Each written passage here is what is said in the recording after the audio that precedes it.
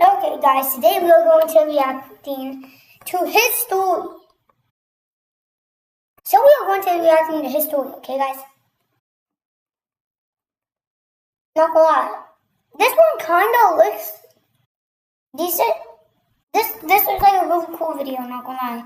I need to start learning how to make some thumbnails, because my thumbnails are buns. Raising Cane's is celebrating National Chicken Finger Day. Check yeah. Start your route to savings and service.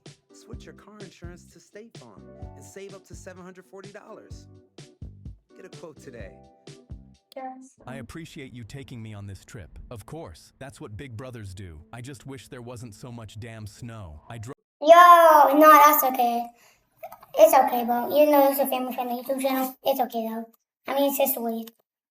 I appreciate you taking me on this trip. Of course, that's what big brothers do. I just wish there wasn't so much damn snow. I drove up the winding Swiss Alp mountain road and started to get nervous as I glanced to the right and saw a steep drop-off without a guard railing. The hair stood up on my arms as I tried my best to go slow and controlled up this wet, slippery road. Snow had covered all of the asphalt and I could feel my tires unable to grip onto anything solid. My GPS died an hour ago and I was guessing as to where our hotel was.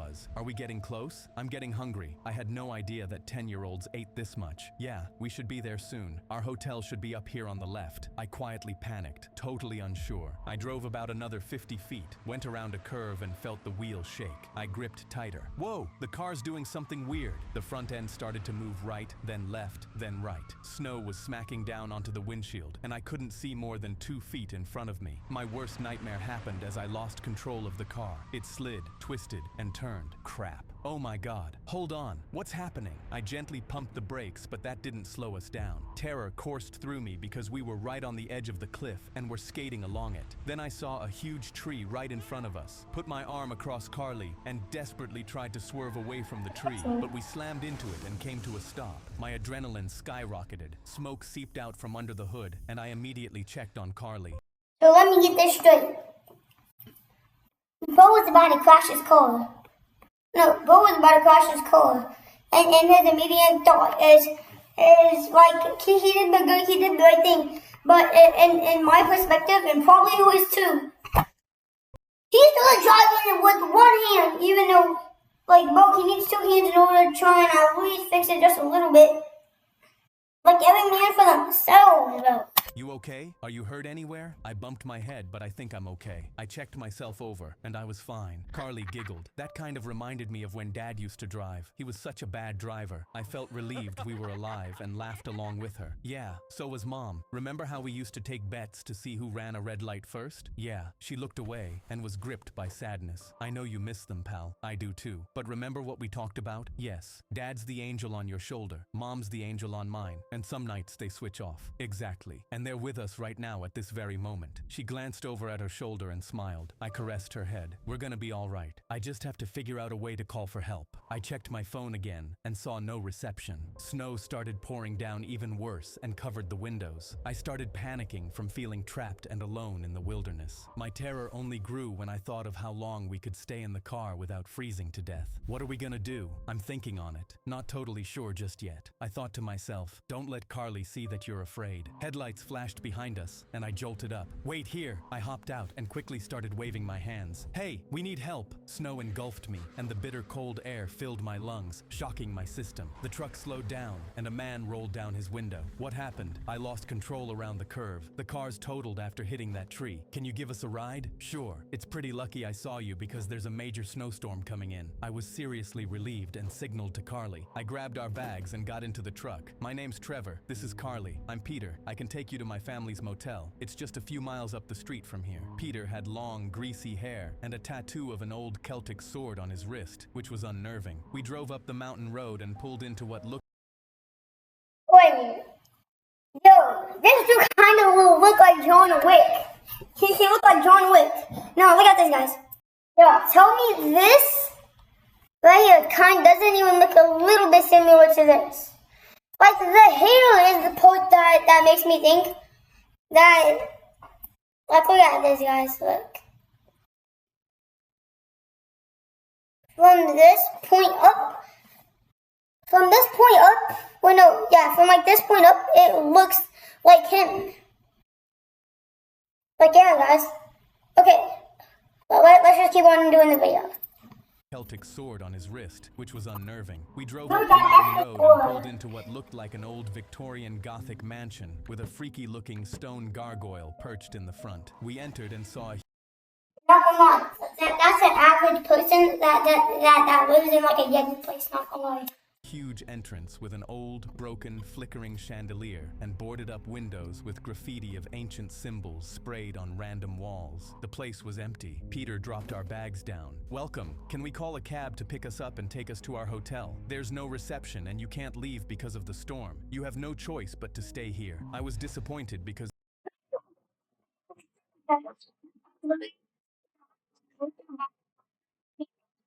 he was right. He went around to the back of the front desk and opened up a book. "Would you like the penthouse suite or just a regular room?" "A regular room is fine." I noticed a family tree of several pictures behind him on the wall that showed 6 brothers. Peter was the oldest, and the matriarch of the family was an intense-looking red-haired woman above everyone else. "That'll be $100 for the night." I paid him, got a key, and we headed up to our room. The room was covered in dust and cobwebs and had a foul smell. I looked at the bed and heard a strange sound.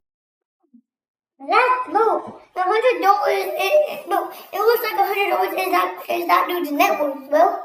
As if something was rubbing on cloth. What is that sound? I don't know. We both walked around the room listening for where it was coming from. The sounds transformed into a high-pitched squeaking sound, and I noticed that it was coming from the bed. I kneeled down, looked underneath it, and saw nothing but filth and dust.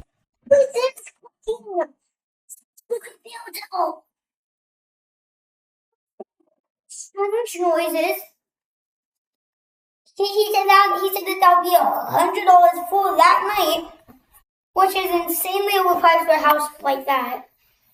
But and that dude is like the waiter and like the owner of it, and those people are like not even guests. Those people are like, what is the name? But whatever, like what's the other word? Whatever the word is for people that stay at hotels. Balls below. Then, as I lifted my head and got closer to the actual mattress, I saw what looked like different shapes underneath the bed sheets, slightly moving on their own. What the hell? Carly saw it as well, got scared and moved. This is the point where you just take your chances and book a flight out of the country.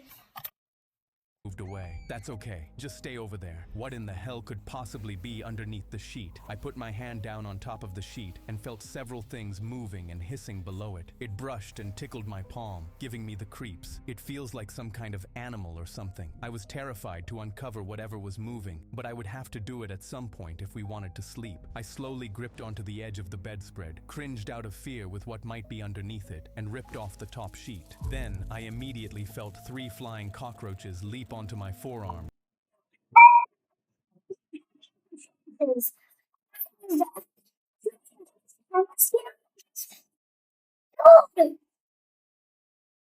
Dude! The top sheet.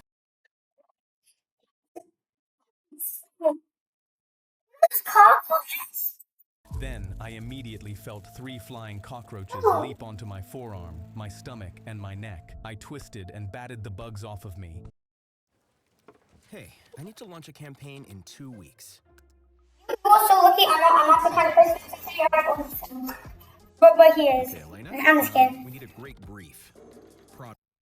Looked down at the top of the mattress and saw that it was covered in hundreds of grotesque-looking, multi-shaped bedbugs and roaches. Carly gasped. I tried not to puke. "We're leaving right now." I jumped with fright when I heard a loud knock at our door. I opened it, and the younger, rat-looking brother with no teeth was...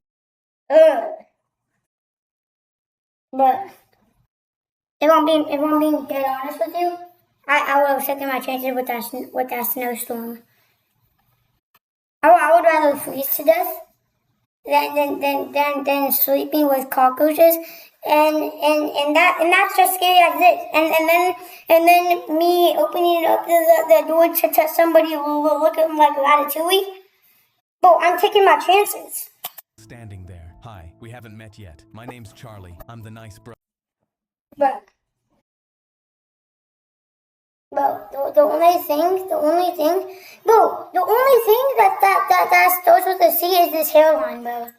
He saw the gross display of bed bugs behind us and stopped cold. Hold on, please. He went down. That's bed bugs?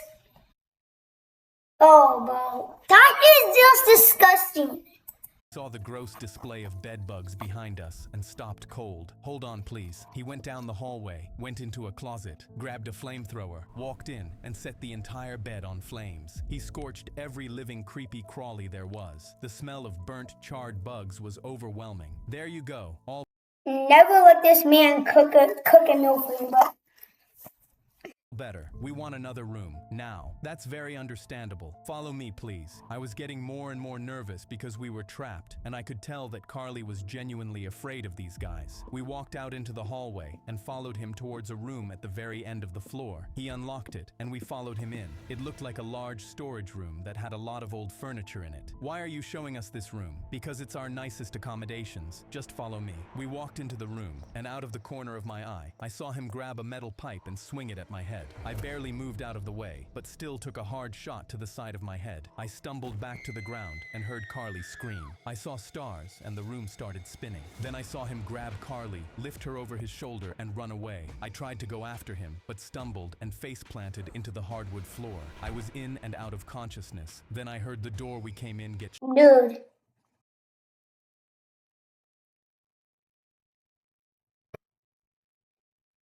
Boom! They ripped you off. They almost took your life. They took your little sister, took your money.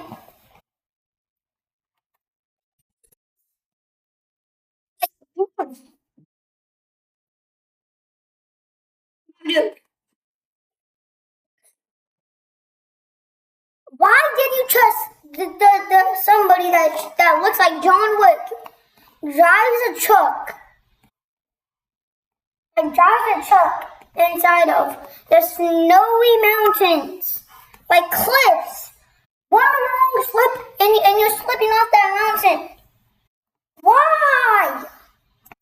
shut and locked. I rubbed my eyes, shook off the cloudiness, and gathered myself. I stood up and rushed to the door in a panic. Hey, what the hell do you think you're doing? No response. I viciously banged on the door, but it was bolted locked from the outside. I felt a deep fear that they were going to harm Carly, and I was helpless to stop them. My hands trembled as I searched around the room for anything I could use as a weapon. I found a fire extinguisher and started smashing in the door. I busted through a large enough hole to reach out and unlock the bolt. I rushed out of the room and scanned the hallway and heard nothing. This place has 3 floors, and I got even more horrified because they could literally be anywhere. I still needed some type of weapon, so I headed into a storage closet and saw a shelf that had several cooking tools. I uncovered a black sheet. Oh my God! I gasped in shock and backed away when I saw a human skull with maggots crawling out of the eye sockets and nasal cavity. Terror and disgust gripped me as I looked away. I grabbed a metal pan and rushed out. I went down the hallway and had to gather my thoughts. No reception meant that I couldn't call the police, and I couldn't even leave to get help from the snowstorm. I felt an intense determination in my gut. I will go through every door to try and find my baby sis. Even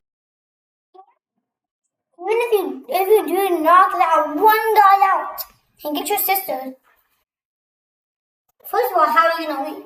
And even if you do figure out how to leave, dude, where are you gonna go? Now come on, I'll probably steal the John Wick looking dude's car and then just start speeding away. Don't care if it leads directly to hell. I kicked in every door on the top floor and saw nothing but stale beds and cobwebs. Every room was infested with. You know, guys, this is gonna be the end of the video. This is gonna be part 1. I'm about to do a part 2 in about 5 minutes, maybe. No, I'm gonna do it as soon as I'm done posting this video. Peace. Wait, actually, let's just watch some different kinds of roaches. Oh, no. I'm just about to do part 2. Peace.